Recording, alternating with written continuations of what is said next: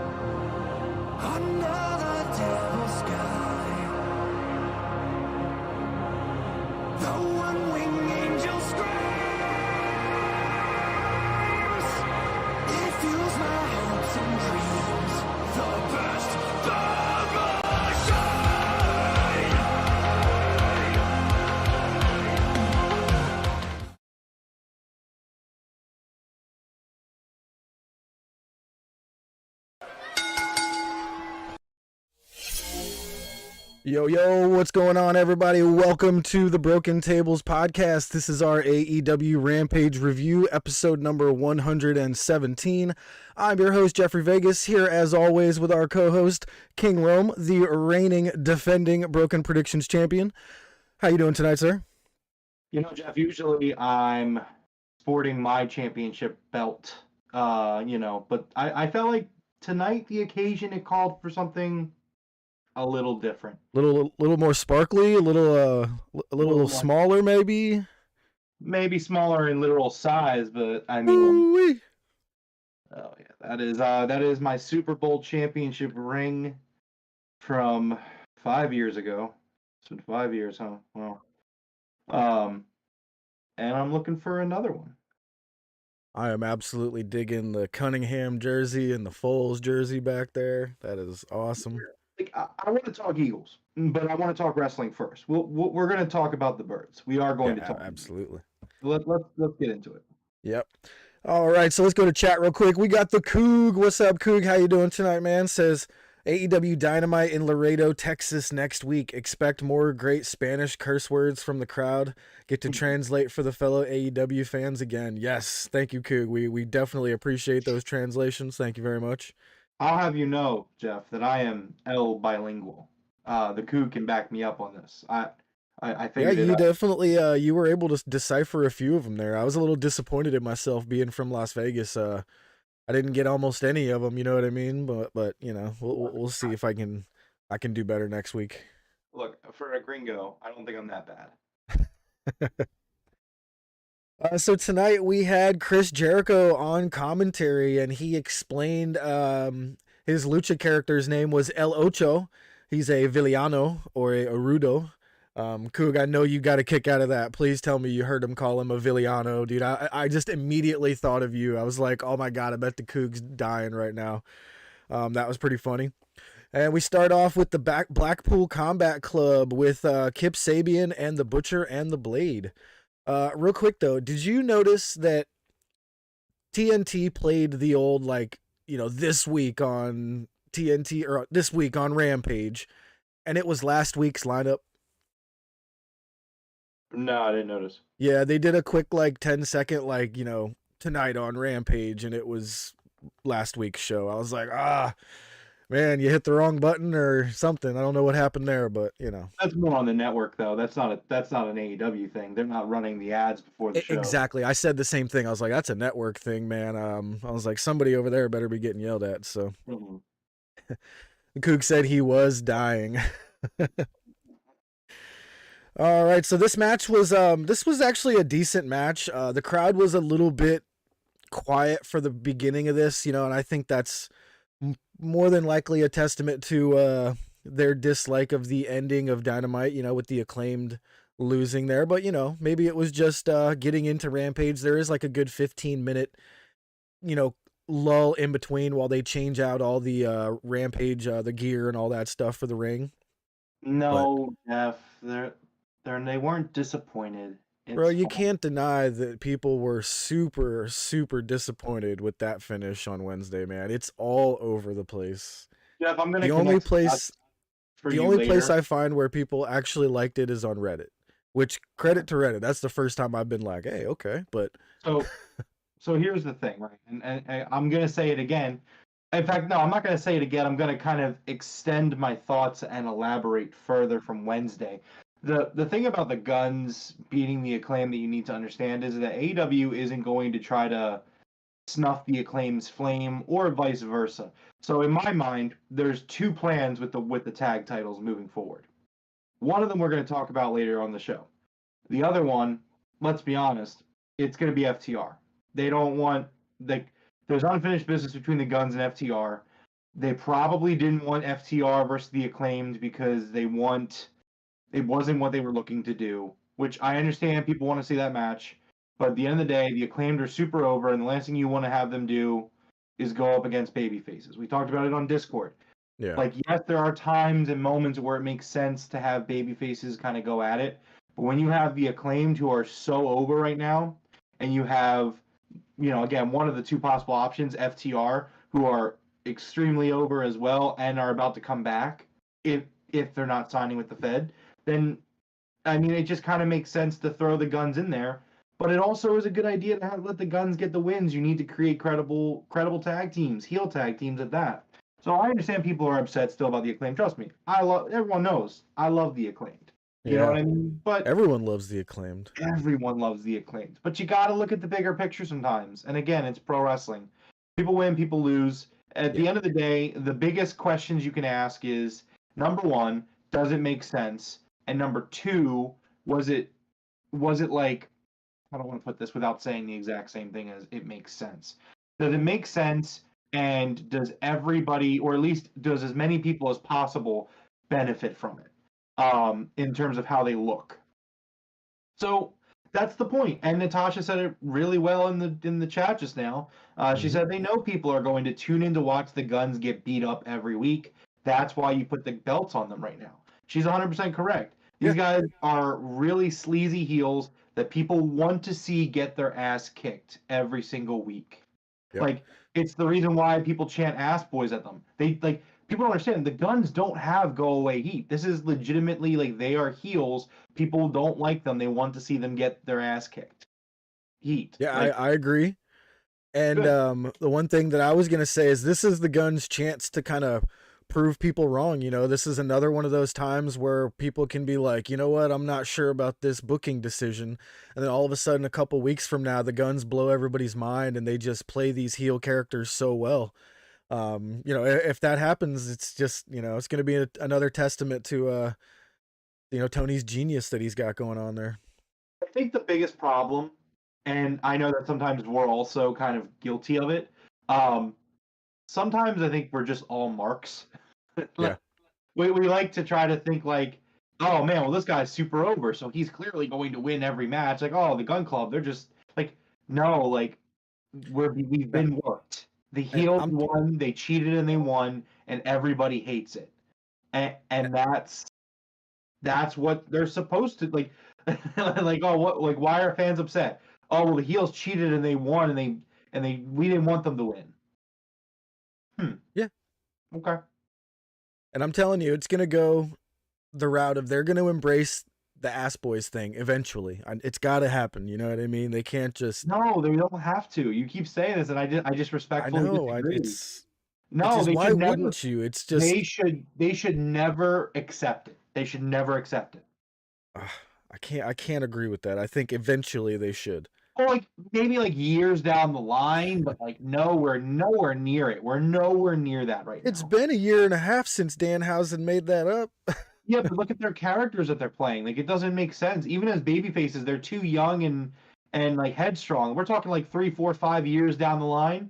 That's when you can do it, but you can't do it now. You can't do it anytime soon. It doesn't make sense.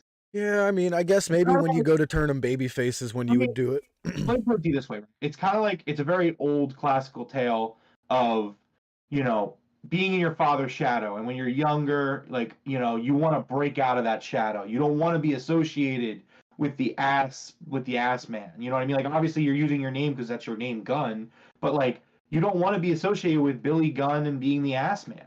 So it's like they also take offense to it because of that. It goes beyond the fact that they're being called ass boys. Like they hate it because of that.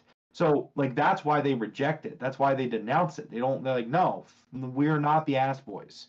So it's like eventually, someday, when they're older, I mean, obviously, I understand these guys are in their like late 20s, whatever, or mid 20s. Yeah. I don't know how old they are, but when they're older, they'll look back on it in character and be like, yeah, you know what, we are the ass boys. That's our dad. We love him. Yeah, the Coog says it's cool to cheer for heels too. Some of your favorite grapplers were heels. I used to cheer for heels in the past too. You know what I mean? It's it is what it is. Absolutely. Like I loved like heel Kevin Owens or Kevin Steen. Like that. I cheer for Kevin Steen / Kevin Owens every time. To this day, I will cheer for Kevin Owens if he's a heel. But it's like at the same time, we do also need a classic take on it. You know what I mean? Like there needs to be baby faces and heels. And, as fans, I don't want to say it's that we have a responsibility, because obviously cheer for who you want, boo who you want. But like I think at some point it's kind of like what we see with MJF. Like MJF had to get dark and dastardly for us to really hate him because he's so over. But like the MJF character right now where it's at, it doesn't work if people are cheering him. It just doesn't work. Natasha says Austin is 28, Colton is 31. Okay, that's about what I thought. Again, it's all about just you need sometimes for a heel to work, you need for them to get the heat. Like that's just the way it is. All right, let's get back on track here for Rampage though. So we got the Blackpool Combat Club versus Kip. The crowd did get very into this match about halfway through. They weren't quiet for the entire match here. The crowd really got behind Wheeler Yuta when it came time for Wheeler Yuta to go for a hot tag to Jon Moxley. Moxley came in. He hits an avalanche powerbomb to Kip off the top rope. That was pretty nasty. But that to me, that kind of wound up being the best spot of the match there. It was just kind of like your normal trios match between the Blackpool Combat Club and whoever else they may have faced. We wind up getting the elbows from Moxley. Claudio uppercuts, the Blade into oblivion. The swing on Kip. Wheeler Yuta does a really nice deadlift suplex on the Butcher. That was impressive. The Butcher's got to weigh close to 300. He's got to be 260, 270 at least. Yeah. So deadlift suplex to him on that one. That was nice. Coog in the chat says that he cheers for heel Jeff and heel Rome. Yeah, Thank you, Coog. I would definitely do the MJF gimmick because I got my Super Bowl ring. Yeah, Rome's definitely playing the heel the last few months. I don't know about that. I don't know if I've been. I mean, when we're doing our prediction show and things like that. Well, yeah. I guess. Which I'm not sure the Coog's been around very much for some of our predictions. I know he's been here for at least one or two of them, but we got another one coming up for the pay-per-view, right? We do. Yeah, I can't wait for that. That'll be fun. So after the swing to Kip, the Yuta deadlift on the Butcher, Moxley hits a awesome freaking cutter to Kip Sabian, who had just springboarded off the top rope. After that, Claudio hits his massive uppercut to the Blade, and we got the 1, 2, 3. Butcher is billed at 273. I pretty much nailed it. I said like 270. Yeah. That was definitely impressive for a guy Wheeler Yuta's size, because I've stood face to face with Wheeler Yuta, and he was my size, but like cut. Great match, you know what I mean? Just your normal Blackpool Combat Club match with any other trio, but I thought these guys did great. I love the Butcher and the Blade, man. I would say that the seeds are being planted, the stars are aligning for the Elite versus the Blackpool Combat Club. You think so? Okay. What made you think that in this one? Well, so I mean, for starters, while Mox is currently feuding with Hangman, we're getting trios action with the Blackpool Combat Club, which I mean isn't like a huge deal, but it's just kind of how everything's connecting. I mean, they were in a trios match facing another trios in the division. You still got the Hangman Mox thing, which is clearly not over. It just, and obviously we've talked about and seen Hangman's promos in the past with him trying to get, thinking about getting back together with the Elite and like his stuff on BT with the Dark Order, how he's not really looking to get back with them right now. I think we're just seeing the seeds planting, the stars aligning, and I think that's Okay. where we're going. I can see that. I can see that. All right, after this one, we got a really nice Darby Allin promo. He says he's going to keep his word to Joe, and he's not challenging Joe for the title as long as he is the champion. He says, however, he will return the favor to Ortiz anytime he needs it. And then Sting cuts a freaking awesome, real quick promo saying they're going to go out in a blaze of glory. Whatever that means, but that's going to be freaking, that's going to be pretty awesome. I think that's them start kicking off this Sting retirement storyline, whatever the plan is. And this is my next point where I was talking about possibly maybe FTR coming back. Maybe Sting's run ends with him and Darby getting the tag titles. Wow. I mean, again, there's just a lot of reasons why you wanted to get the belts off the Acclaimed. Yes. The Acclaimed didn't need the belts, which is great. That's the point. They're so over. Like, I mean, Jeff, would you agree with that they are so over they do not need the belts? Who, the Acclaimed? Yes. I had been saying that for weeks, yes. Exactly. No, I understand. I know you are. I'm just making Yeah. my point. But so get the belts off the Acclaimed because they don't need them. Let the Guns go and drop the belts to whether it be FTR or Sting and Darby. I would go with Sting and Darby because I'm hoping that there's another story with FTR to be told. But yeah, I mean, I don't know. That's what I would do. I mean, if you asked me to book AEW like this year, like I'll just run through it real quick. I would have MJF going through all the top baby faces in the main event. I would have the Elite on a hell of a run this year. I would have them feuding the Blackpool Combat Club. Meanwhile, you have Sting and Darby taking the tag titles. Once the Elite are done and Hangman's back in the Elite and they're done with the Blackpool Combat Club, then maybe a certain Phil Brooks returns, and you get CMFTR and Wardlow versus the Elite. And that's how I would book 2023 in AEW in 30 seconds. If you ask me how to book the company, that's what I would do. I like it. All right. I really like your idea of the whole Sting retirement and possibly getting those tag belts, man. That would be really cool to see some just crazy ass matches with maybe just 2 or 3. Let them get the belts and. Well, I think that you could also, to further elaborate on this, and obviously I think Mickey James right now is doing something similar, but I still think you could do it. I would have them win the tag titles, and then I would have Sting say, like, when we lose these titles, I'm done. And that adds a lot of excitement to each match. Let's go to chat here real quick. Grant Duba says, I find AEW is getting stale, not as exciting as when it first started. I actually completely disagree. I feel like it's getting more and more exciting as the years go on because we're getting more and more, big time wrestlers joining in, coming over, and getting more interactions with big time, guys from Japan and women from Japan. I think the future's super bright, man. I disagree to an extent. I disagree as well. I was going to say to an extent, but it's not that I disagree to an extent. I think Grant is part of there is a subsection of AEW fans who do kind of long for those day one AEW days or year one AEW days. I mean, yeah. And that's definitely, I mean, like, it's understandable. There is a certain appeal to that upstart young, and even though AEW is still young by most metrics, I mean, they are coming into their own. We're in year 5, I believe.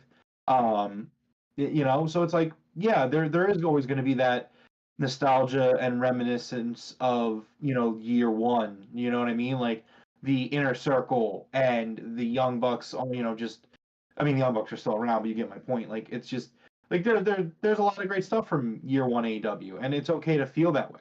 But I think AEW is also kind of to your point when you said they've picked up more talent as we've gone on. The production's gotten better, the shows have gotten better. I think that I think that they're still booking at an incredibly competent level. It kind of blows me away how often they don't make mistakes, or how rarely they make mistakes. Sorry, Yeah, excuse me. yeah. That's what happens when you're up work at 5 a.m. It still Um, made sense.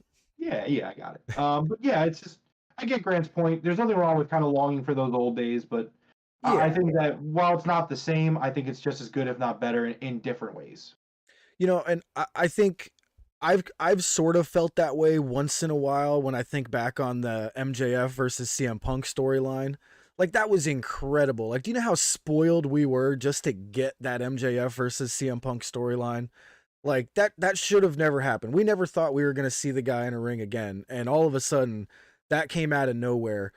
That was like a once in a lifetime type thing. So I've felt like that a little bit, but you kind of got to like think about what happened there. That was really like a once in a lifetime run we kind of had going on, you know? I mean, yeah, I mean, for me, that second half of 2021, I don't think it can ever be topped. I mean, Yeah, you talk about CM that's a good Punk way to put it. returning in that 5 month, 5 month span. It really happened in a month and a half, but I'm being gracious. In that 4 month span, we saw Punk debut. We saw Bryan Danielson, Adam Cole. We saw Kenny Omega and Hangman. Their that chapter of their story culminated, around that time. Like there was just so much good stuff going on there. But Yeah. that doesn't mean that there's not great times to be had now. It's just in a different way. They got to make Yeah. work what they have, and right now they don't have Punk, which is fine. But right now we have Bryan Danielson on the biggest role of his life. We have young guys getting over and becoming megastars in front of our very eyes, something that we don't see, mostly because WWE just hasn't been able to do it in 20 plus years. But you see guys like the Acclaimed, Jack Perry. There's so many people that are coming up, and there's just so much to be positive about. Yeah. I got to say though, great point you made there, Grant. That was definitely a nice conversation driver. So, thanks, Yeah, man. absolutely. Thanks. All right. Next up, we had a Ricky Starks promo on Jericho. He says it's no longer about just beating him. He says now he wants to embarrass him. I just wrote down here, please finish this, and let's move on. I think, I was like, what? Why are we doing this? yeah, Because here's my thing, right? And this kind of goes in line with my criticism from Wednesday. So they're doing Ricky versus Garcia. This is why you don't do the gauntlet the way you did it, because we already saw Ricky versus Garcia last week. Ricky yeah, made such short work of 2.0. Like you can't tell me that Ricky was tired by the time Garcia came out. Like I'm sorry, in kayfabe, I'm just not buying that. I'm just yeah. not. He Now, disposed of 2.0 in less than 3 minutes. Like that's just not. No, I'm sorry. So for them to and do the him versus Garcia the week after, I was like, that's weak. I would have at least done Guevara. Like, why Garcia? so now I want to ask you, did you see the rumors and the photo of the supposed, booking team and Jericho is supposedly on? No. So there's a photo going around of a bunch of guys sitting at a table, and it's Jericho and Tony Khan and a few other, people backstage that you would imagine are involved in a little bit. And so apparently the rumor is that Jericho has like, push or pull in the booking area. This whole Starks and Jericho storyline just has Jericho written all over it right now. This doesn't scream Tony Khan to me, and I knew something seemed off. And I think that's what it is. I think he's just letting Jericho book this, and he needs to take the reins on it and fix, or at least put it back on the right track. Just Yeah, end I it. mean, Yes. Like, yeah. I agree to an extent, but also disagree to another extent. I guess that's what my term tonight is, to an Yeah. extent. Um, I, I don't know. I definitely think that Jericho obviously is part of the booking team. I think Jericho has earned the right. I think he's got the credibility, and I think he has a right to do it, to be a part of that team. Um, but at the same time, if you think Jericho's just straight up booking stuff and Tony's just letting it happen, I would disagree with that. I think Tony has final say on everything that goes on the show. I can Um, see that. Yep. I agree. so I think that like I hear what you're saying, but I mean I think Tony, like we can't act like Tony isn't a part of it. Like taking the reins. Like Tony's booking this. Like Tony listens to his bookers, his team, but at the end of the day, he's the one booking it. Yeah, true. That is true. That being said, could it be Jericho's ideas? Yeah, it probably is. It's believable. But I'm also not going to straight up put it on Jericho because I mean, at the same time, Jericho's a genius. So I don't know. It is what it is. It's not a good story right now. There's a lot of much better stories being told in AEW, and I just want them to move on because everyone involved is really talented. They could be doing better work. They should be doing better work. Yeah, I agree. All right, next up we had Q and Murr from the Impractical Jokers come out on stage with Jericho's bat. And I immediately thought to myself, Jericho is on commentary tonight. You guys are both morons. He's standing right behind you.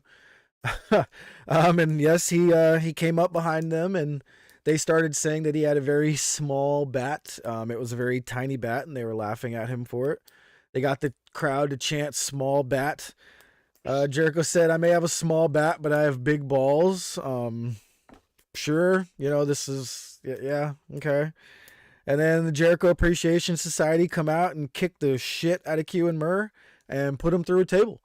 So, thank you for the shout out, JAS. But man, we got a promo and the whole JAS all back to back. Like, so I don't buy for 1 second that this crowd's chanted small bat. I heard it.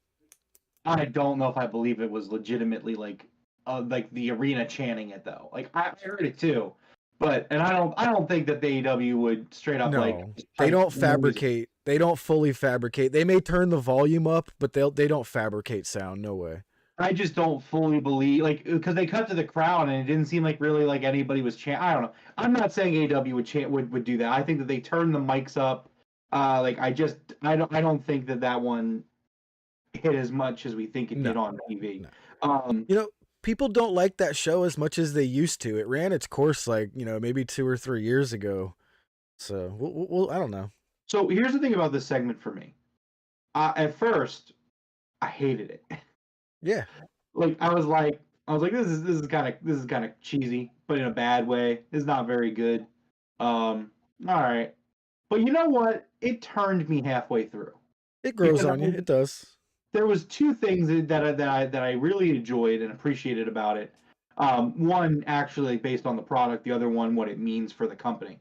I mean, this is another number one. This is just another testament of the network of Warner Brothers Discovery wanting AEW to be involved. This is them. True. Yeah, that makes sense. Yeah. This is them sending the Impractical Jokers who just started their show. Whether people like the show still or not, Warner Brothers Discovery clearly views it as a major show for them. So just again, you see it with Game of Thrones, you see it with Shark Week, you're seeing it with Impractical Jokers. The network keeps coming back to AEW and asking them to, get involved and participate. And I think that that's really important for AEW. Now, the second thing, and it's something that I've noticed in general, is it's pretty cool to see just these random guys who are celebrities who aren't wrestlers taking bumps. And I appreciated that, and I enjoyed it for what it was. They could have went a really cheesy route, but it was kind of also the Paul Walter Hausen that happened a few weeks ago. Jeff Jarrett nailed him with his guitar a few weeks ago. And then this week you have the Impractical Jokers getting put through a table. You know what I mean? That's a really good point you're making because I didn't even think about that. This is definitely Warner throwing other stuff that's on their network over on AEW because AEW is doing so well. That's a great point. That means they have a lot of faith in AEW. No, they absolutely do. There's no way that they don't. They're look, we don't like it, but there's a reason that Power Slap is on Wednesday nights. Yeah. They need that lead in. If they didn't have that lead in, it'd be horrible. That's what I'm saying. You realize that AEW is a lead in for another show. The network believes in AEW so strongly that they are going to put this Power Slap show, which again I'm not going to comment on how fucking terrible it is. It is terrible. I guess that is a comment. But they trust AEW so much that hey, we're going to put this on after you so you can lead in and maybe some of your viewers stick around to watch this show. It's really good for the company. It's just really good. The Coog also bring up when Shaq went through a table. Remember when Snoop Dogg did he didn't do a moonsault, but he did like an elbow off the top rope. Yeah. It's really awesome. It's really awesome to see these celebrities get this excited about the product that like they come in as fans and they just want to be involved. Like they're just like, yeah, let's go through tables. You know what I mean? Like that Tony Absolutely. Khan's not like they didn't walk in the door and Tony's like, all right guys, we're putting you through a table. There's no way that happened. These guys are like, hey guys, let's do something cool. Like, why don't you put us through a table? Can we do that? And like, Yeah. and Like, Jericho's there's no way that he told Bryan Danielson, listen, I'm going to have you go out there and have the craziest match ever every single week. How about that? There's no way he wanted Danielson to do that. But Danielson's like, I'm going to go have fun for the end of my career.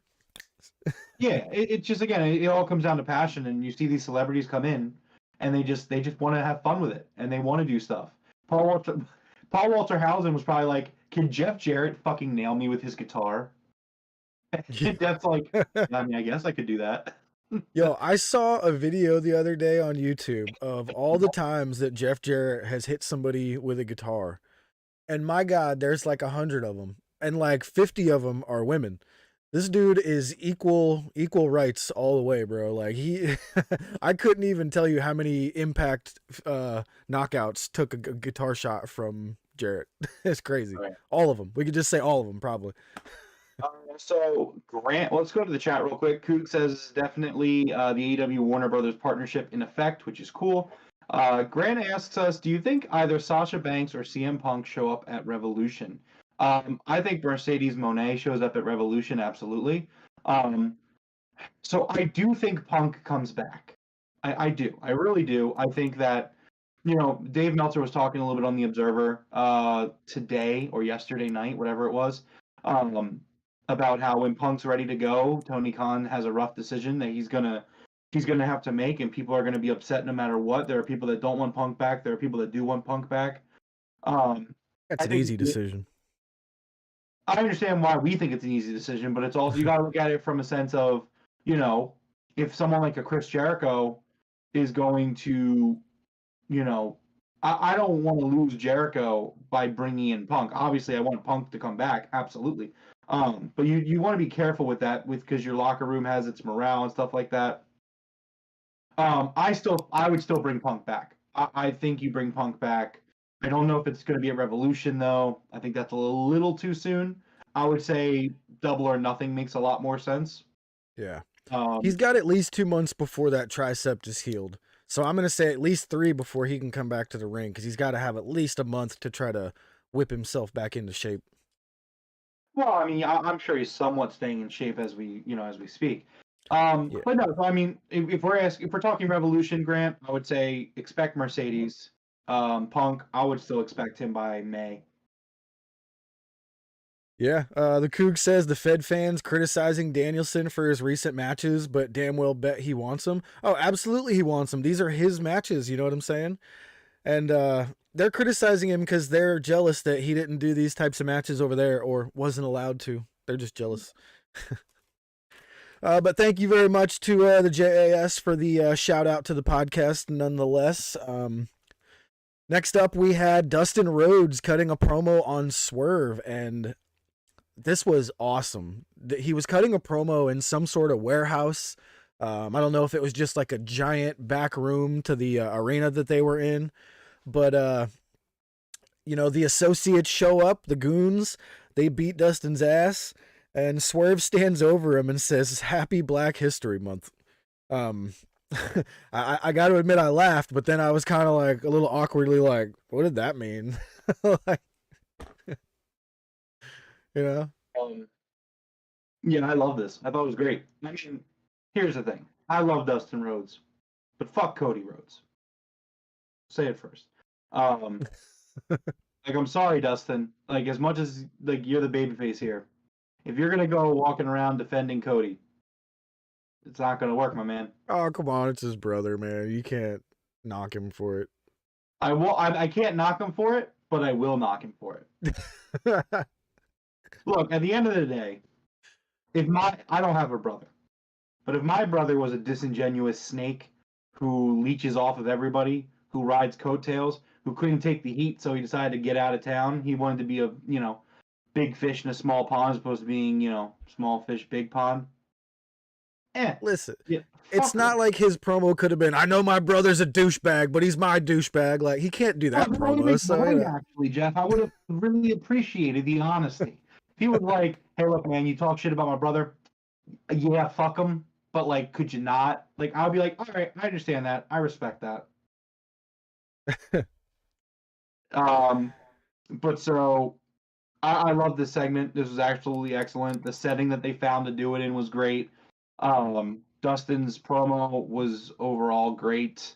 Having the affiliates kind of come in and jump him, and Trench steals the camera, and he's like moving the camera around, and Parker McGraw throws him into this wooden pallet. All around great. Swerve showed up in he's worn it before, but this badass kind of military jacket. It just looked great. Like, it was a well done segment, extremely well done. I think the Black History Month thing was just him being. It was just Swerve being Swerve. Like, it was just acknowledging it. Yeah, There wasn't anything by it. I think, like, at the end of the day, he's a black guy, and he was standing tall over a white guy. I guess I don't freaking know. I'm just like, he's a black guy. He's proud of his heritage, as he should be. And so he's like, Happy Black History Month. I'm gonna beat your ass this month. Jordan says there's so much Philly in Rome's screen. I'm gonna go shoot a bird with a slingshot after the stream. Is that a reference I don't get? Is there something with slingshots and birds from Philly? No, I don't know what he's talking about. Oh, okay. Yeah, birds. Oh, I get it. Mm-hmm. What is Jordan? Jordan's like a Giants fan, isn't he? Isn't he some sort of? It's beautiful. Some sort of Giants fan or something. Jordan, who's your team? Coog says Swerve, Roosh, and MJF are definitely the big heels right now. Yeah. The problem we have right now is we need that really, really big baby face. And we have like a couple too many that we don't know who's the number one. I know it should be Hangman. We just got to get him there. You know what I mean? Tampa I don't Bay. use guns. Tampa Bay. Oh, Tampa Bay. Nice. Fine. It's fine, Jordan. You'll be okay. You'll be all right. Tom Brady. Jordan says, I don't use guns. I'm like, dude, I have 3 within reach of me. Look, man, I get it. Tom Brady's gone. He can't help you anymore. I get it. I get why you're upset about that. But he was cooked. So it's for the best. It's for the best that he's what you call. Oh, you know what, Jeff? Quick tangent. And this is just the kind of show we're having, which is great, I think. Yeah, man, go on. Did you hear about Russell Wilson? No. I mean, if there's anything new, no.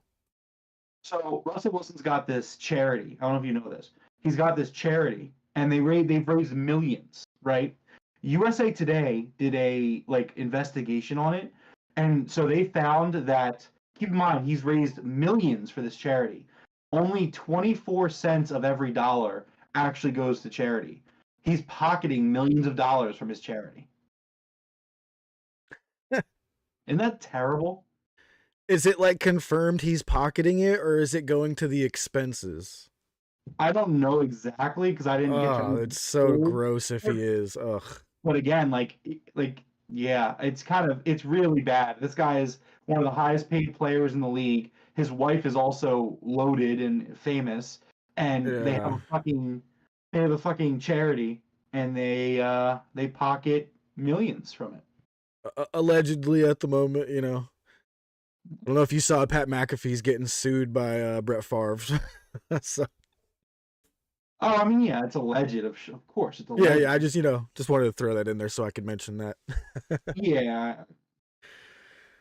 All right. So next up, we had Ruby Soho versus Marina Shafir, and this started off a tiny bit slow because they tried doing a little bit of technical wrestling.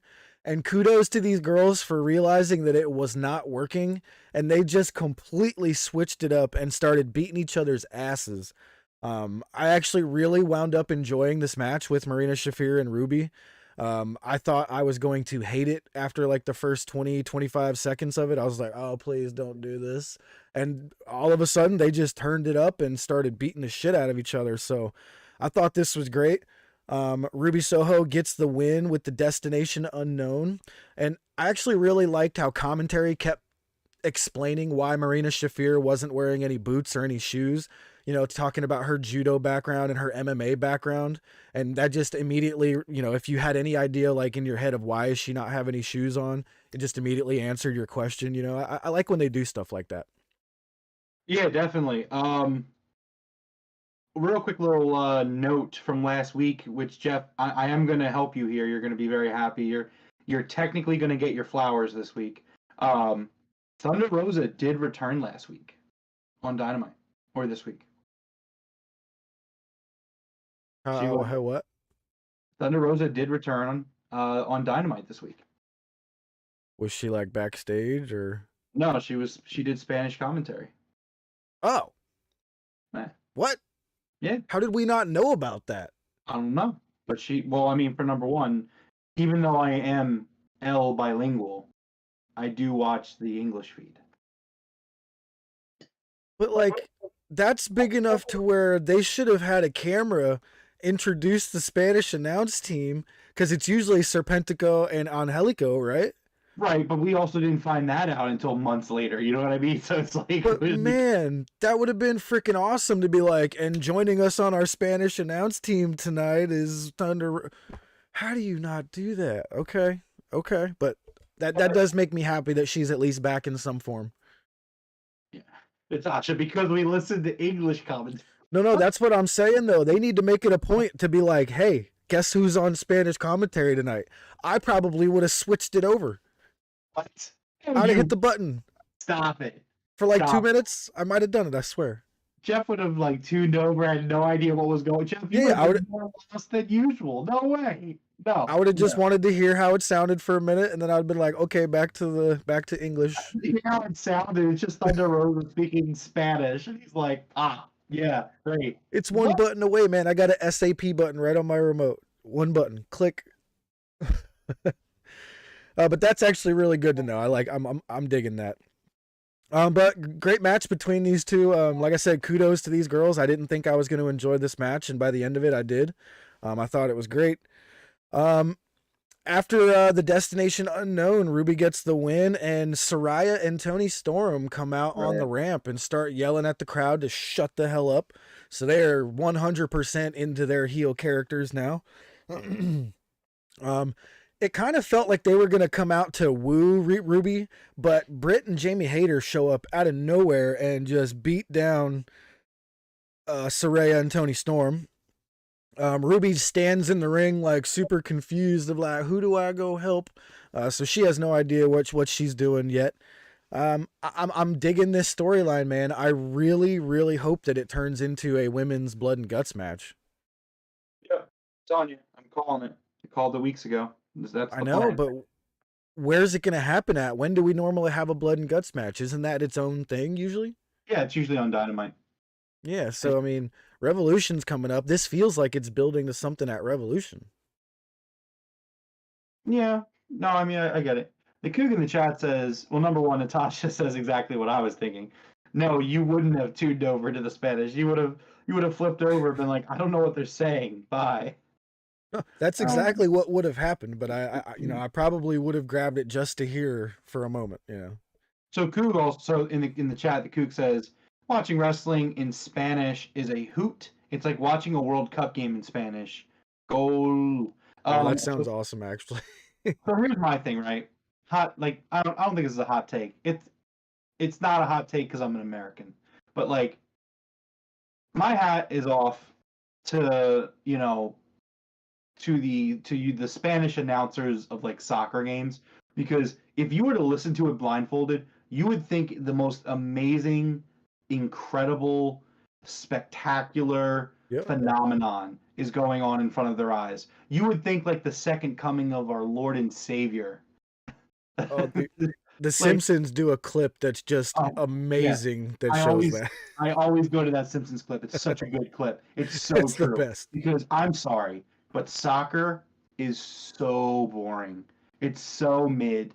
It's so boring. I played it as a kid. It's fun to play, but like, we got to be realistic with ourselves, folks. And I understand the rest of the international community, they love their soccer, but like, it's so boring. Like, if Natasha agrees with you for sure.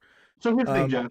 If I Have was you ever seen indoor soccer? So in Las Vegas, we had a lot of indoor, and they're like played in hockey rinks, and dudes like check each other into the boards and stuff. It's actually pretty crazy. Yeah, I have seen it. I actually played some indoor soccer when I was younger too. I played soccer. Oh, nice. Yeah, it was. I always enjoyed the indoor soccer more. It felt more exciting. Now, soccer, for me, it's one of those games that I love to play, but again, like you guys said, it's boring to watch. Now, unless it's like two of the best teams in the world, which I got to admit, I watched some of the World Cup, and the last few games were really, really good.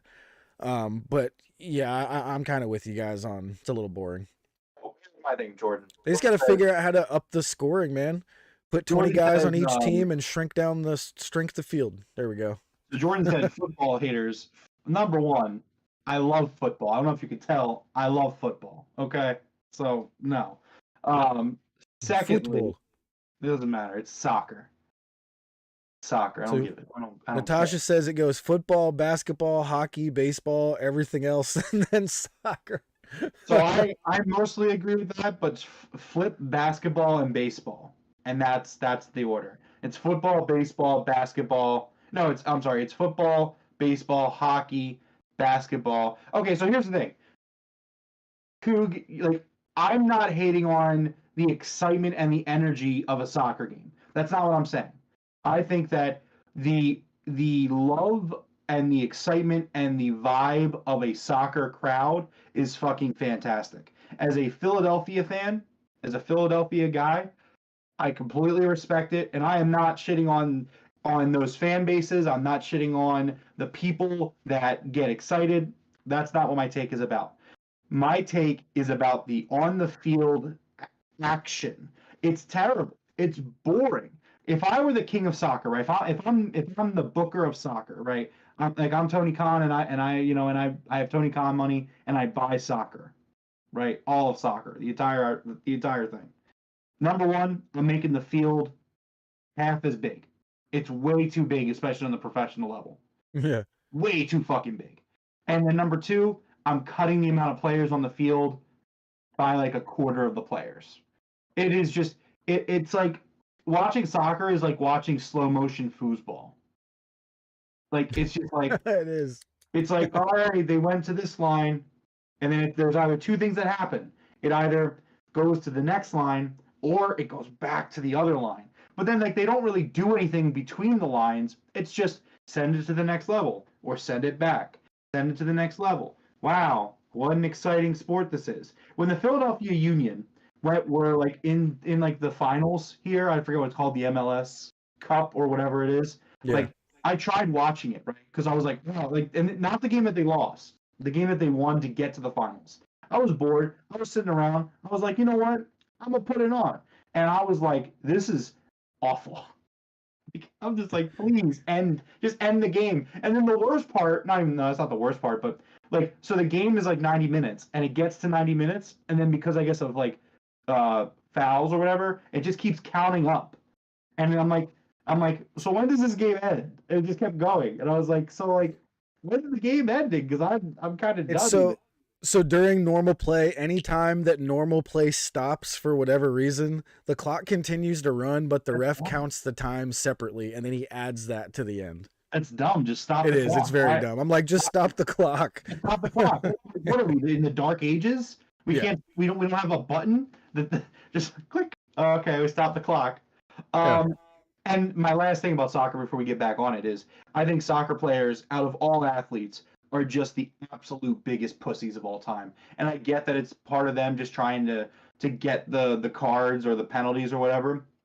But like, when I see these soccer players barely get touched and then they throw themselves onto the ground with the velocity of like a car crash, like a sniper shot him in the leg. Yeah, I'm just like, I'm sorry, I can't take you seriously. And like, it happens a lot in basketball. I don't like basketball anymore. When I was a kid, I liked basketball. Basketball is the same issue for me, where it's like this is such a pussy sport. Dude, some of them sell like some of the worst wrestlers I have ever seen trying to sell a leg injury. They're like, my leg is broken. Oh my God. And then they stand up after like a minute of the ref being like, I didn't see anything. They're like, oh, okay. And then they stand up and walk off. Again, I'm like, yeah, dude. like like listen, man. Again, my hatred of soccer has nothing to do with the fans. I think the fans of soccer are incredible. Yeah. But the sport is fucking terrible. It's just all they got, man. You know, they're not going to root for cricket. I would probably rather root for cricket. Cricket's actually pretty dope. I got to be honest. I watched some cricket. I would watch rugby. I would rather watch rugby. I think rugby is rugby's my shit, dude. I love the sevens. Oh, let's go. Yeah, Jordan Mailata. Shout out to Jordan Mailata. Yeah, Jordan Mailata, baby. Let's go. All right, let's get back on track here. Yeah, so a great match between Ruby Soho and Marina Shafir. Next up, we had a promo with Mark Briscoe and Lexi. Mark Briscoe gets interrupted by Mark Sterling, and essentially Sterling pisses off Mark Briscoe to the point where he grabs him by the collar of his suit, and Josh Woods steps in and gets in the way.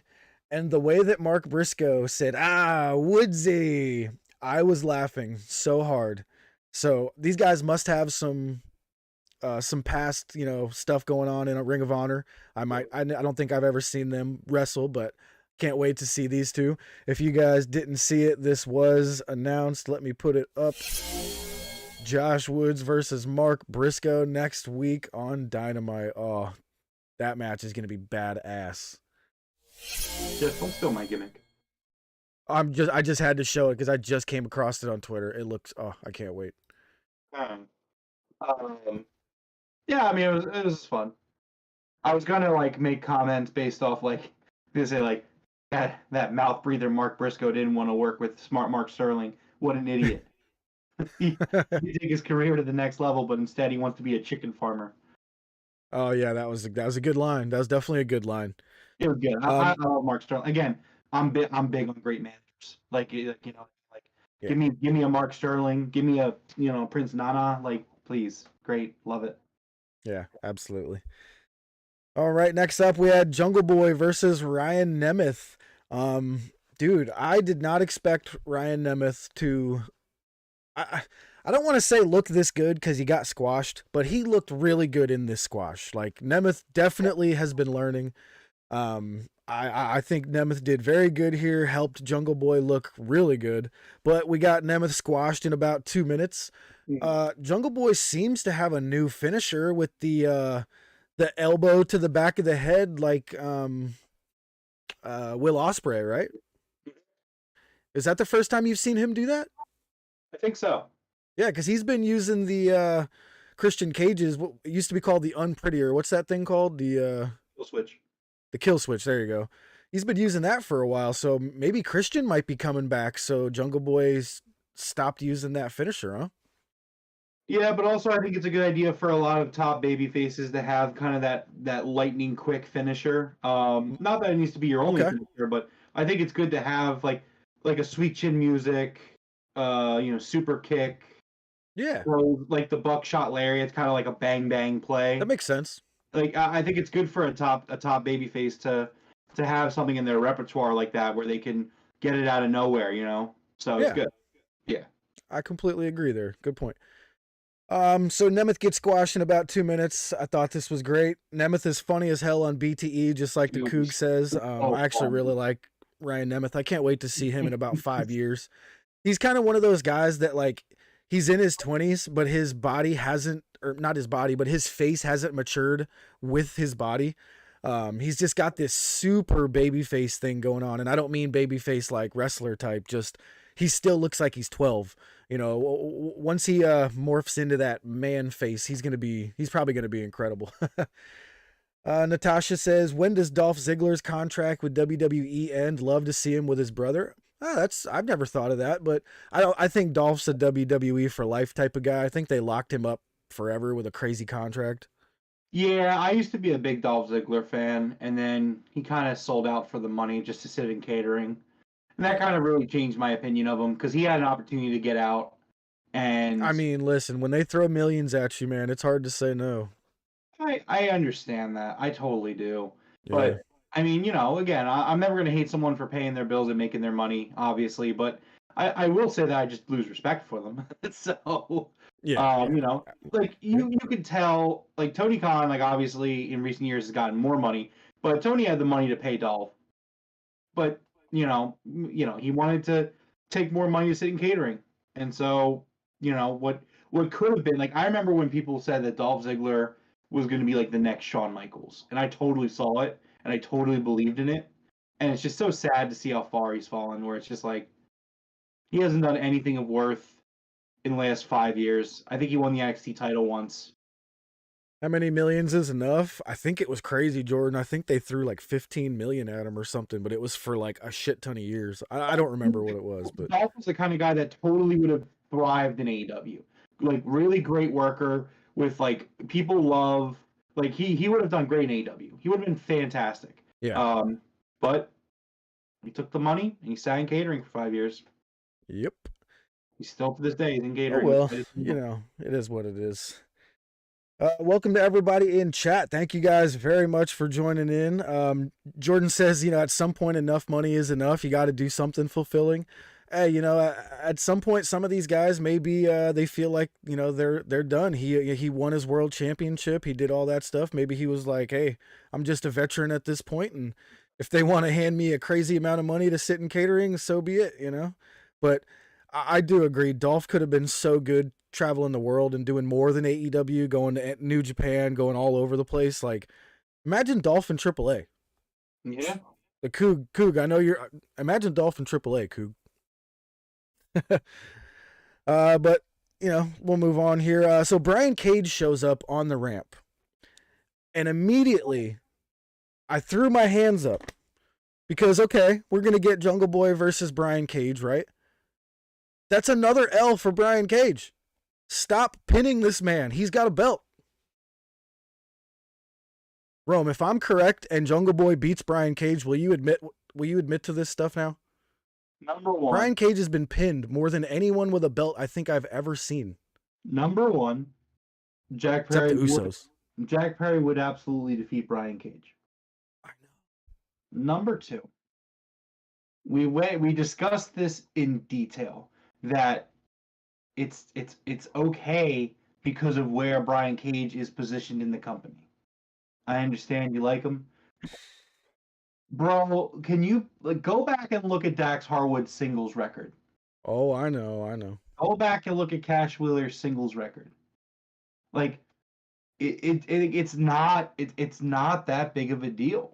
You make it out to be like it's the end of the world, like it's poor booking, but it's not. He has a trio. He's a 6-man tag champion who wins his matches in the undercard, and then he moves up to face the main event guys. Number one, he's getting in the ring with main event guys. Like I don't understand. Like that's a big thing to begin with. It's like he's not being booked as a main event guy and then losing all these matches. He's a 6-man tag champion. He's part of a 6-man tag who is he's technically more so a Ring of Honor guy at this point. So he's not even close to a main event guy, but he keeps getting in the ring with having excellent matches with Bryan Danielson, et cetera, et cetera. It's you're making a mountain out of a molehill here. It'd be one thing. It would be one thing if you were looking at, I don't know, Jack Perry, Wardlow. Let's use Wardlow. Let's use another big guy. If we were looking at Wardlow and Wardlow hadn't won a major match in 6 months, 3 months, 4 months, yeah, you could complain about that. But you're talking about Brian Cage, who I love Brian Cage, super talented, deserves to have a place on the roster, absolutely. But you got to look at the end of the day, however we feel about him, you got to look at how he's being booked in the company, and he's a multi-man champion, multi-man tag champion. So he's going to lose these high-profile singles matches. He's going to go out there, he's going to get booked against very, very good wrestlers, and he's going to look great against them, which he does. Every match that he loses, he's looking great in these matches. It's not like he's getting squashed. He's not getting like Bray Wyatt, right? Bray Wyatt lost time and time again. But there was a difference. He was made to be this main event guy, and then also he wasn't winning matches to balance out the losses. He wasn't having these pick me ups. He wasn't a champion. He wasn't like there was all of these things that Bray Wyatt just wasn't booked to do. Like that's something you could be upset about. But you can't be upset about Brian Cage. Like, and Bray also was not looking great in those matches, based off how he was being booked. He got squashed by The Rock in like 5 seconds one WrestleMania. Like, hello. But Brian Cage, he's out here having freaking excellent matches with Danielson and company. Like I'm sorry, but it's just not the same thing. You're getting upset about something that it's fake. I hate saying it. It's fake fighting. Everyone wins, everyone loses. It's okay. It's okay. I know. It's just like I just went over this, like I think it was either last week or the week before. And all of a sudden I already know he's gonna get another L. You know what I mean? Like it's just, I get it. Like again, Natasha says, if Samoa Joe was losing every week while holding the TNT title, that'd be one thing. But Cage is a tag competitor. That is the division that he's in. It's like let's go a kayfabe route. So sure. The Embassy. Does the Embassy continue to look good every time he goes out there and loses? No. Well, in kayfabe, he number one he's still winning matches. You're forgetting that he is winning matches to balance out the losses. But he's also still a champion who has not lost his title. He's still a champion. And it's out of his division. It's not the division he's a champion in. But then also, he's going out there against these guys, these top guys, and he's rubbing shoulders with them. He is getting in the ring with them, and he's giving them a run for their money in these matches. These are not squash matches. When he had the match with Wardlow, and he killed it. He fucking crushed it. He looked like $1 million. You know what I mean? Like I know. I'm just nitpicking. I love Brian Cage. I don't want to see him lose. I don't want to see him get pinned. Well, Jeff. Again, it's pro wrestling. Eventually, all of our favorites will lose, and we will be disappointed. That's just how there was a time where Cage, we didn't know what was going to happen. He was like gone. You know what I mean? And I finally got him back. I was like, yes. Now he's my trios champion, but that's what I'm saying. It makes it even worse. Like you really just don't have a right to complain about it because this time last year we thought he was done. Like he's not. Yeah. And I did get to see him beat up Willie Mack a couple times, and those were really good matches. So all right. Yeah. Again, at the end of the day, Jeff, you have to understand that in pro wrestling, yes, wins and losses matter, but they also it's funny to say they matter, but they don't matter. As long as they are sensical and they line up correctly and you don't go too far in the loss direction, which they're not because he is winning matches. He's getting those matches in, and you may not like it. You might not like that it's Willie Mack that he's beating up, but he's getting matches and he is winning them. You just gotta take it for what it is. It's just I don't know. I think I've been conditioned or whatever as a child. It's weird to me to see a guy lose and then go grab his belt and walk off. You know what I mean? Actually, did it all last year. Oh, trust me, I know. Every time Dax would lose his singles matches, I was like, "What is happening?" But I get it. He's not a singles wrestler. He's a tag wrestler. I know. Natasha in the chat saying he's an AEW. He's on Dynamite, losing in singles action in 15-minute 5-star matches.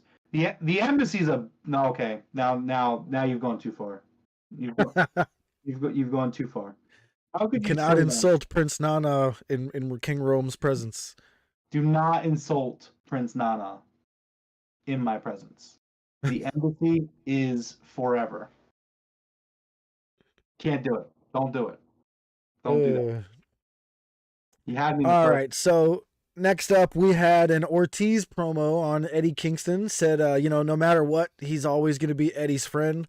But he's not going to let him be a martyr or whatever he's trying to be. And if he's got to kick his ass to knock some sense into him, then that's what's going to happen. So he says, let's do it. So it looks like we're going to get Ortiz and Eddie Kingston. And after that, it was time for the main event. We had Orange Cassidy with Danhausen versus Lee Moriarty with Stokely Hathaway. I loved in their match, promos. Danhausen called him Lee Mortuary. That was hilarious. I was laughing the whole time. I love how Danhausen kind of did the pre-speech instead of Orange Cassidy. That was great. Yeah, it was good. And before the match started, this I don't know whether this drives me crazy or I don't know what it is, but they cut over to some random promo. We get the promos from the guys in the match, and then we go to some promo backstage with Hangman Adam Page, basically yelling at Renee, "Why is it always you doing these interviews with me?" He's like, "Do you enjoy pissing me off? Do you enjoy my pain?" And she kind of, explains how him and Moxley have wins against each other, and Hangman goes off about that's not how he wanted that last match to finish, and Kip Sabian shows up and pisses him off even more, and Hangman says, "I'm leaving because I'm going to kill somebody," so it was pretty good. So I think we're going to get Hangman versus, I don't know if we're going to get like a trios match, Kip and those other guys, but maybe just Hangman versus Kip, you think? Yeah, we'll talk about it. Yeah, did they already announce it? They did. Okay. Yeah, no, I love this. I thought it was great. I mean, again, Hangman's just excellent, and I love that they keep putting Renee in this situation with Hangman. Yeah, it was great that they addressed it. I love the storytelling here, where it's always Renee, and like obviously we're not dumb, and like even the first time before it was kind of made a thing. It's like we're not dumb. We know who Renee's married to. We know that they're married, and it's just like just having Hangman constantly bounce his emotions off of her. Like she has nothing to do with it. Like yes, she's married to the guy, but like she doesn't. She's not the one that's out there like saying, "Yeah, beat him up. Yeah, put him on the shelf. Yeah, give him a concussion." Like no, like Renee doesn't really have a part in this. She's just doing her job. And I really love this, like just the duality that we've seen of Hangman here, where it's like, some weeks he's like trying to kind of mend that bridge a little bit, but then, you see like tonight where he's just furious. He's just furious, and yeah, I just love the Renee factor of all of it. It's just excellent. Yeah, absolutely. All right, so after that promo, we get the start of the match. I like how they mentioned how many wins Orange Cassidy has here. Orange Cassidy has 85 wins in AEW. This would be his 86th as he picks up his 86th win. This was a great match with Lee Moriarty. I say it every time, but Moriarty impresses the hell out of me sometimes. He flies under the radar because we got guys like Dante that are all crazy flipping flying, and his brother as well, and we got Roosh showing up, but Lee Moriarty can hold his own in the ring, man. Yeah, no, he's great. Yeah, he's good. So one of my favorite spots, you guys know, is when someone gets up on top of the ropes and does the 10 count head punches, but instead Cassidy did the face to the turnbuckle and did a 10 count. I haven't seen that in years, man. I absolutely loved that. And they went to all 10 of them, all the way to 10. I loved it. Moriarty basically attacked the arm of Cassidy for most of the match because his finisher is usually the Motor City Stretch, submission move attack in the shoulder. Danhausen at one point curses Stokely Hathaway, but when he went for the nut punch, Stokely blocked it with his cast. So it hurt Danhausen's fist, and I think it re-injured Stokely's arm there. So I'm not sure if the curse worked or not, but Cassidy hits the beach break, but only gets a 2 count. He hits an orange punch, but he was slow to get the cover, and Moriarty reverses a cover into the Motor City Stretch. Cassidy reverses that into a roll-up and picks up the 1, 2, 3. So, Orange Cassidy retains his title here, and Jay Lethal, Sanjay Dutt, and the whole crew come out and just absolutely destroy Orange Cassidy and Danhausen with the Golden Globe. The Best Friends come out to try to hit the save, but they get annihilated as well. And just as Orange Cassidy is about to take the guitar from Jeff Jarrett, we get the Acclaimed to come out for the save. Is this pulling the Acclaimed away from the title picture? Is that what you think? Yes, I do, Jeff. Absolutely, I agree. What'd you think of this whole match and everything going on afterwards? So I thought it was great. I really enjoyed it. There was a special moment that during the commentary, right? So JR, and it's because of my childhood, let's be honest. But JR wishing Jerry Lawler well kind of got me. I was like, oh, like it's like, man, those are the days. You think back to JR and King. It's like, but that was Yeah, really that was cool. nice. That was a really cool moment where JR was like, hey, I just want to take a few moments while we have time before this match gets underway. Just want to give well wishes to my great friend, one of my best friends, Jerry Lawler. And it was just, Yeah. it's And like, Excalibur said one of the best commentators of all time, and he was like, "You'd know something about that, right, JR?" And he seemed to kind of taken aback by it. He was like, "Oh yeah, yeah." yeah, well, it's because JR doesn't think he's the greatest. Every time people tell him he's the greatest, he says that Gordon Soley's the greatest, and I'm like, first of all, No I've one watched knows who that is. like I only know the name Gordon Soley because JR says that Gordon Soley's the greatest of Yeah, all time. yeah. No, Mr. Ross, I'm sorry, you are the greatest of all time. The Coog's gonna be like, "I know who that is. What are you talking about?" And we're gonna be like, "We know you know, Coog. We know." I'm surprised you don't know, Jeff. I mean, you were born in the '60s, so No, you. no. Like you, I've heard the name because of JR, but I don't know who he is. I remember Shawn Michaels mentioned Gordon Soley once or twice too, but yeah, it's Maybe the catchy. guy who was announcer like before Vince took over announcing back in the day with No, I think Gordon Soley worked Mid South. I think if Oh, Coog, okay. if I Coog would have wants no to clue if then. Coog knows and wants to back me up, I think Gordon Soley did Mid South wrestling back in the day. Okay. But I thought this was a decent episode of Rampage. There was nothing on this that was like, oh my God, this was amazing. But there was definitely nothing on this that was like, oh, that was horrible. Unless you're one of the people that just hates anything to do with the Jericho Appreciation Society. There was 2 segments back to back, but I thought this was fine. This was definitely a B plus ish episode of Rampage. Um, I thought it was decent. What about you? I think it accomplishes almost everything you want to get from a Rampage. Coog's like, you guys know me too damn well. Jordan said most notably Florida. Okay, I thought he did Mid South, but I guess he did championship Jordan wrestling is in the Florida. dean. Anyways, yeah, I thought it was a good Rampage. I think at the end of the day, it accomplishes a lot of what you asked for a Rampage. It had some big names wrestling, it had some fun matches, you had some storylines get progressed, it had some good promos, and it moved by really quickly. It didn't overstay its welcome. So, you know what I mean? I think it's a great show. I don't really have any issues with it. I mean, obviously, I don't like the JAS storyline right now, but that was pretty much the only thing I had to say about the show that I didn't like. Yeah. Now, unfortunately, if I was going to put a knock on this episode, um, I don't think there was anything that was must see on this tonight. Like, if you're like into all the storylines and you're like trying to follow everything, if you skip this, did you miss anything? I'm trying to think here. I would, Maybe I the would, Britt Soraya stuff progressing a little bit with Ruby, but it was the same. no, I think that excuse me. I think there was a good amount of story progression here. I mean, we got a Hangman promo that moves that forward. There you We go. got Okay. we got the Dustin Swerve segment, which I think is definitely worth. I would say that's the most must see thing on this show. Personally, Yeah. I thought it was really good. The like you said, the Soraya, the women's storyline progressed. Um, Trying to think off the top of my head. I mean, obviously, we're setting up for a Jack Perry Brian Cage match. I think Jack Perry is the next person to take on MJF after Danielson. So I think that that's why you're going to see Jack Perry go and pick up some big wins against some heels over the next few weeks. Um, but yeah, I thought it was a great show. I think it Yeah. moved things along. It's only an hour long. It is what it is.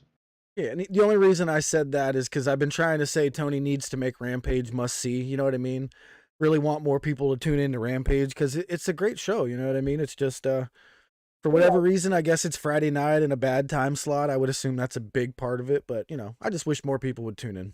See, I mean, my thing is though. So you say like make it must see, and I guess maybe like having big matchups is what you're looking for. But I mean, at the end of the day, we saw Moxley wrestle tonight. True, Saw Orange Cassidy wrestle tonight. true. We saw Who else am I missing? Who am I not thinking about? We saw Mark Briscoe do a promo. We saw Jack Perry in action. Like these are major people who are doing meaningful work in the company or meaningful spots in the company. You know what I mean? Like These things are true. and that's just the matches. You know, Swerve was on TV tonight. Dustin's on TV tonight. Like yeah, they're on there. The stars are on there. I think what you're looking for is you're missing like a big singles match. I think that's what you're wanting. Which I mean, sometimes Rampage has it, but more often than not, that's just not what it is. That's not what Rampage is about. It's a taped hour-long show that will it'll follow up on some of the storylines of Dynamite and also move them along. And then it's just fun wrestling on a Friday night. Yeah, absolutely. I'm being attacked by a cat here. Wasn't expecting this. This is my giant 20-pound cat. You probably can't even see him though. I see the tail. But yeah, I thought this was a great episode. You know, I actually really enjoyed that Orange Cassidy versus Lee Moriarty match. I love me some Orange Cassidy, man. So, thank you everybody for joining us here in chat tonight, man. I'm really glad to have all you guys here. That's the most I think we had in a little while on a Rampage review. What do they have lined up for us on Wednesday night? All right. Next week on Dynamite, we have Renee Paquette will be speaking with Adam Cole. I believe that we are going to kind of get a better idea of who Adam Cole may be facing at that point. We don't know for sure though. Yeah. There will be a Texas Tornado tag match: John Moxley and Claudio Castagnoli versus Roosh and Preston Vance. Oh. MJF is contractually obligated to appear in Laredo next week on Dynamite. Contractually obligated to appear. Yep. Hangman Adam Page will be taking on Kip Sabian. Jim Ross will be having a sit-down interview with Wardlow. Brian Cage will be taking on Jungle Boy Jack Perry.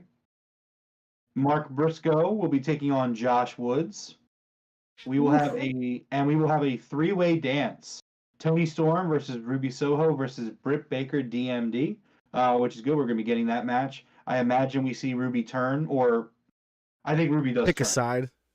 She picks a side next week, and I think it's going to be with Tony and Saraya. Oh wow! For Rampage, we have just a program note for you guys. Rampage is on at an earlier time next week, Friday at 7 p.m. Eastern, 4 p.m. Pacific. I believe that's due to the NBA schedule. And for that show, we actually already have 2 matches announced for it. Dustin Rhodes will be taking on Swerve Strickland, and we have Daniel Garcia versus Ricky Starks. So again, that's Friday at an early time, 7 p.m. Eastern. I believe we're going to be going live here 8 p.m. Eastern on Friday, if I'm not mistaken, Jeff. Yes. Okay. Just wanted to make sure we confirm that. Yep. It'll be like, 8:05, 8:10, like we always do, like 5 minutes after the show. But yeah, around 8 o'clock. Right. And Jordan, his name is Loki. We got him as a kitten. Some friends of ours found him like in a desert being attacked by birds, and they saved him from getting eaten by the birds. And they gave him to us. He literally fit in my hand like a tiny little itty bitty kitten. And now this dude is literally like 23 pounds, bro. He's massive. But he's awesome. All right, man. You got anything else you wanted to go over tonight? Yeah, we kind of talked about it. Let's talk a little bit about the Philadelphia Eagles. Yeah. So, for everyone watching, really appreciate you hanging out. Obviously, this concludes the wrestling portion of our show. But the Super Bowl is less than 48 hours away. So I think, we figured that we would talk about it a little bit. Obviously, really super important night for me and for Jeff as well. I have some takes. I have some thoughts about football, Jeff. So, number one, I just want to say that the San Francisco 49ers are, without a doubt, the biggest fucking losers I've ever seen in my entire life. The amount of 49ers players that have popped up over the last week and have just the sorest of losers. Absolutely the babies. You have the fucking kicker coming out saying like, "Oh, Jalen Hurts isn't a good quarterback," and like One of my favorites, I think it was Brandon Ayuk for the 49ers. He was basically like, well, we would have won if they didn't take out our quarterback, and like if we had been able to shut down their quarterback, like we would have won if we were better than them. Like it is the most like, okay, well, at the end of the day, maybe you shouldn't be blocking Hassan Reddick with a tight end. That was my answer. I was like, if anything, the coach should be fired. Who in their right mind thought that George Kittle, or any other tight end for that matter, is blocking Hassan Reddick in every play? I'm sorry, but no. I'm sorry. I could have told you what was going to happen there. Right. It's just it's laughable to me. It's so laughable. And then like the whole idea of like they were like, oh, we're like we had this whole plan to go after Jalen and we would have done it too. I was like, well, what's your excuse for not being able to stop the offense? It's like your quarterback doesn't play defense, dude. Just because Purdy got knocked out, what did your defense get hurt too? Like what? That's what I'm saying. Like this is supposed to be the number 1 ranked defense, and they got fucking annihilated. They 31-7. torched that defense, and it didn't even look that impressive. No, you know what I mean? It was at no point was it a close game. Like in the beginning, it was a little close, but like it wasn't a close game, and we destroyed them. And I think it's a complete indictment of the coach and the culture, and honestly, the San Francisco organization, just to like the 49ers organization. Like you have all these players coming out, and they're just like just the sorest of losers. Like I'm sorry, but like that is ultimate small dick energy right there. Like you could be upset that you lost in the NFC Championship game. I get it. Like if we had lost, I would have been upset too. But like it's pathetic. It's kind of at the point where it's just the most pathetic thing I did see one 49er who was being a good sport. I think it was Brandon Ayuk. No. And he was like, listen, he's like, I'm the best wide receiver out there. Nobody on the Chiefs is better than me. And he's like, I couldn't get open. He's like, so I think the Eagles are going to smash him. I think it was somebody else. No, because Ayuk was hating on him too. Ayuk was hating. I think it was Debo then. It might have been Debo. It was probably Debo then, yeah. Because I know for a fact Ayuk was one of the ones that was like, oh, okay, yeah. I think it was Debo that was like, they bad boys. Well, like, so, like, here's my other thing, right? So, like, the 49ers. So, like, you guys got, like, they got fucking trashed by the Eagles, right? 31-7. It wasn't even close. The offense couldn't generate anything. I don't care if you lost your quarterback or not. That's how the game works. Protect your quarterback better. But, like, because they weren't dirty hits either. Like, they were just playing the game. It's not like they're doing, like, late helmet-to-helmet hits. Like, they got sacked. And they got fucked up. So it's like, sorry, that's football. And then on the flip side, like your defense wasn't stopping the offense. The offense put up 30+ points. That's what I'm saying. Like, if you think you were putting up more than 31 on the Eagles D, you're crazy, even with Purdy. So I think like to have these 49er players come out and say like the Eagles are trash, the Eagles aren't any good. It's like, what does that say about what are you saying about your own team? Exactly. It's like, by taking the low road, you're just making yourself look worse. It's embarrassing. It's really embarrassing to see. Listen, when you go, you knocked out our third string quarterback, or we could have won. Nah, dude, come on. Right. Listen to what you're saying. Listen to yourselves. Yeah, they just sound like the biggest losers. Speaking of the biggest losers, my next football take, the NFL honors for me. And I understand the stats of it. The NFL honors have the same credibility as the WWE Hall of Fame for me at this point. So here's the thing. I get Patrick Mahomes winning MVP. I don't agree with it. I think you saw down the stretch what the Eagles looked like without Jalen Hurts and what they looked like with Jalen Hurts. I think that's pretty much all you need to see in terms of the term most valuable player. Like they couldn't beat Dallas. They couldn't beat the Saints without Jalen Hurts.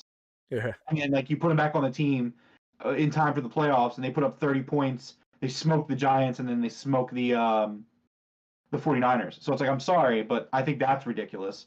The bigger ones that really make me mad about the NFL honors is the Brandon Graham getting snubbed for comeback player of the year. Like the dude tore his fucking Achilles last year. Played one game last year, missed the whole rest of the season, tore his Achilles, and then came back and had a career year, had the best year of his career, double-digit sacks. And you're telling me Geno fucking Smith is going to win comeback player of the year. Like, what did he come back from? The fact that he wasn't he He sucked. sucked. Like, that's your comeback player of the year. Like, yeah, well, he sucked for a few years, but he got to lose in the playoffs this year, so he should be the comeback player of the year. That's disgusting. Listen, Coach of I the could year. give you somebody else even. Christian go McCaffrey could have been the comeback player of the year. He got Exactly. snubbed too. Like, what? Right. Yeah. But the thing is, at least Christian McCaffrey was nominated. Brandon Graham wasn't even nominated. I think that's just the biggest indictment. It's just it's fucking atrocious. And then coach of the year, like, I'm sorry, Nick Sirianni finishing 5th. And again, I understand I have a hometown bias, but like, you can't tell me that like, for the record, I was out on this team last year. When they went into Tampa Bay and they got blown out by the Bucks, I was like, this team is not it. They are a far, far, far way away from ever being successful. And in the matter of a year, Nick Sirianni has turned this team around to go to the Super Bowl. Like, I'm sorry. Like, They're watering the flowers, man. and again, that's the thing. Like, we made fun of it, like, here in Philly. Like, we absolutely fucking shit on this guy for this watering the flowers, fertilizer stuff. But like, at the end of the day, he leads his men, and they believe in him. And like, I'm sorry, but that's coach of the year material right there. For Sirianni to finish 5th, I think that's a joke. I just think that's an absolute travesty. And yeah, I think the NFL honors are just fucking just gross, just gross. WWE Hall of Fame levels. Now, so in my opinion, I don't know if this is the case. Who votes on these NFL honors? Is it the players? No, so it's not the players. The NFL honors are voted by a select panel of about 50 guys. Well, I don't know if they're all guys, but it's 50. Screw those guys. This all should be voted on by the players and the players only. Well, so I think, well, number one, I don't think it's good to vote by the players because you see that happen with like some other lists and they're always not very good. No, they're just not. It's just factual. But like the MVP voting was ridiculous. So like I don't want to. I don't think this is controversial. But like one of the voters voted for Damar Hamlin for MVP. And like here's my thing, right? Like obviously, like so happy Damar's doing better. He's recovering. Beautiful story. I love the guy, and I'm so glad that he's well. But I'm sorry, Damar Hamlin is not an MVP candidate of the National Football League. That is not the. Like, he deserves accolades. He deserves credit. He deserves a lot of things. He does not deserve the MVP award. Like, I'm sorry. That's just unless you're a Bills fan, you didn't know his name. Exactly. Like, if he hadn't, if the tragedy, it's not even tragedy because he recovered, but if the awful thing that happened didn't happen, I don't know who the fuck Damar Hamlin is. Like, I'm sorry. It's not I don't think it's a mean thing to say. He's just not an MVP of the league. It's just not. So like the fact that I agree, Natasha. Voting like that, it's not good. 100% agree, Natasha. They're going off stats though. Mahomes had the most yards like of all time, so oh my god, the impressive stat. Well, the problem. So Natasha's saying it shouldn't be a vote. The problem with that is that you like it's hard to measure different positions. Yeah. Like a running back isn't going to have the same stats as a quarterback. A wide receiver is not going to have the same stats as a quarterback. A defensive line, et cetera, et cetera. So you have to vote. But the problem is that like I don't know who the fuck's voting for this, but like it's ridiculous to me. Like I'm sorry, but like Jalen Hurts and Nick Sirianni, like they turned this team around. And I'm saying that as someone who I love my Philadelphia Eagles. I was so out on them after that Bucks game. I remember sitting there after that Bucks game, like I was like, man, I don't think these guys are it. I don't think so. Like I hope I'm wrong, but like this was embarrassing. This was an embarrassing loss to the Bucks last year. And again, in the matter of a year, coaching the quarterback, turning it around. I mean, the only big difference in the offense was AJ Brown, which I understand he is a big deal. But like one player made this team the best offense in the league. Like it's not just like it's a team sport. It's not just one guy at that point. Oh no, we picked up all those defense guys. It's not just one. I'm talking about the offense. Gainwell, it's yeah. I'm not wearing my jacket right now, but I have had a stack of cards in my pocket for like a month. It's like my little good luck charm. I got a bunch of Kenneth Gainwell rookies, a bunch of Jalen Hurts, Boston Scott. Like it's like a stack in my pocket of my jacket. Yeah. So yeah, the game's on Sunday. I'm really excited for this game. It's the third. Bless you. It's the third Eagles Super Bowl of my lifetime, and honestly, and I'm not saying this from a place of overconfidence. I really think the Eagles are going to win on Sunday. I'm very confident with you as well. It's just, Patty Mahomes is on the other side of the field there. You always got to have some concern. But with this defense, if I've ever been more confident in my defense taking down a great quarterback, this would be it. So, Mr. Mahomes, you got some work cut out for you. I mean, absolutely. And I'm not going to, again, for me, my confidence, I would not describe it as overconfidence or cockiness. I just have faith in the team in general. At every point, this team has yet to give me a reason to doubt them when they're at their full power, which they are going to be. I think that a lot of grease those poles, baby. Grease those poles. Can't wait. But so I think that they're going to win. I think that the Eagles, as a roster, I think that they have a good match against the Chiefs in general. I don't think the Chiefs wide receivers are necessarily the best. Obviously Travis Kelce is phenomenal, absolutely incredible. But I mean, I don't think the receivers at this point are that great where I have to worry about them in the secondary. I think our secondary is playing really well. I think our D-line, I think the D-line can get to Mahomes, I think that's absolutely on the table. If they get to Mahomes, that's the big thing in the game. And then our offense is just, it's a great offense because it can, maybe the passing game isn't working. They can just switch it over to the run, and usually one or the other is going to work. So I don't know. I think there's a lot of reasons why I feel confident about the Eagles winning the game. But again, I would not say it's an overconfidence or a cockiness. It's just I believe in these guys. These guys have come through all year. So I'm gonna believe in them, riding with them. Yeah, man, I agree. Absolutely. All right, it's a little past my bedtime here, so you want to go ahead and close us out, sir?